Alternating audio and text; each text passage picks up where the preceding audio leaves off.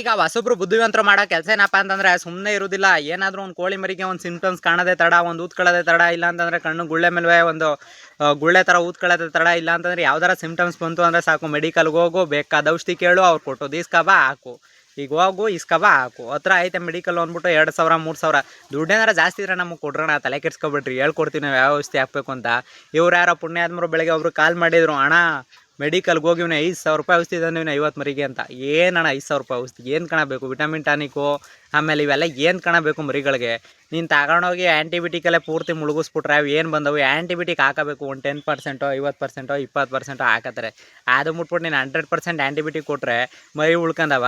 ನಾವಣ್ಣ 250 ಮರಿ ತೊಗೊಂಡೋಗಿದ್ದಂತೆ, 250 ಮರಿಲಿ 50 ಮರಿ ಉಳ್ಕೊಂಡಿದ್ದಾವಂತೆ. ಅದು ನನ್ನ ಹತ್ರ ತೊಗೊಂಡೋಗಿರೋದಲ್ಲ, ಬೇರೆಯವ್ರ ಹತ್ರ ತೊಗೊಂಡೋಗಿರೋದು. ಅದರಲ್ಲೂ ಹೇಳ್ತಾ ಇದ್ದೀನಿ ಅಣ್ಣ, ನೀನು ಹಾಕೊಳ್ಳೋದ್ರಲ್ಲಿ ಕಂಪ್ಲೀಟಾಗಿ ಆ್ಯಂಟಿಬಯೋಟಿಕ್ ಒಂದು ಇಮ್ಯುನಿಯಮ್ ಕೇರ್ ಟಾನಿಕ್ ಬಿಟ್ರೆ 3 ತಿಂಗಳು ಗಂಟೆ ನಾವು ಟಾನಿಕ್ನೂ ಹಾಕ್ಬಿಡಿ, 3 ತಿಂಗಳಾದ್ಮೇಲೆ ಯಾವ್ದಾರ ಟಾನಿಕ್ ಹಾಕೊಳ್ಳಿ ಅಂತ ಕೇಳೋದೇ ಇಲ್ಲ. ಸುಮ್ಮನೆ ಜನಗಳು ಸುಮ್ಮನೆ ಆಗ್ತಾ ಇರೋದ, ಅದಾಗ್ತಾ ಇರೋದು, ಇದಾಗ್ತಾ ಇರೋದ. ಸುಮ್ಮನೆ ಅವೆಲ್ಲ ಹಾಕೋದ್ಕಿಂತ ಅಚ್ಚುಕಟ್ಟಾಗಿ ಈ ಥರ ಇಮ್ಯುನಿಯಮ್ ಕೇರ್ ಟಾನಿಕ್ ಒಂದು ಹಾಕೊಳ್ಳಿ, ಅಚ್ಚುಕಟ್ಟಾಗಿ ಸಾಕಲಿ.